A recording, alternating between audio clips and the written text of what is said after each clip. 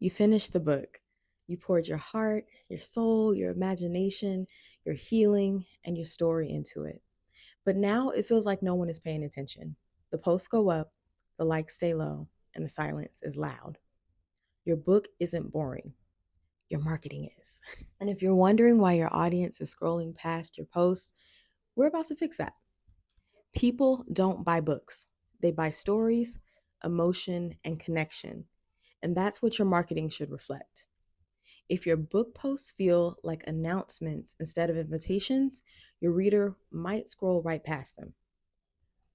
Whether you're writing a devotional to help someone heal or a fiction novel meant to entertain and escape, your design should reflect the depth of what's inside. But most book posts fall flat because they're missing a few key things.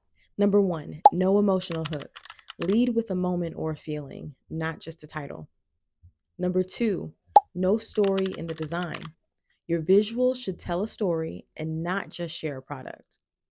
Number three, no context for the reader. Like, why should they care? What's in it for them emotionally? How do they connect with it? Let me show you what works. Just simple changes that connect with your audience. For fiction authors, you can tease a dramatic moment with a quote like, "She knew once she opened the letter, everything would change." Or for nonfiction authors, use a quote or a takeaway. "This chapter helped me forgive someone I thought I never could." Use motion when you can. Things like scrolling animation, page flips, soft fades. Movement grabs the eye, but meaning is what's going to keep them reading. And don't underestimate real world connection.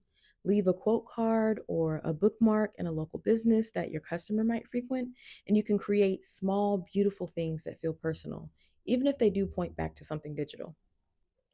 Design your marketing like you're handing someone a piece of your heart, because in a way, you are. Listen, you don't have to be a designer. You just need to think like your reader.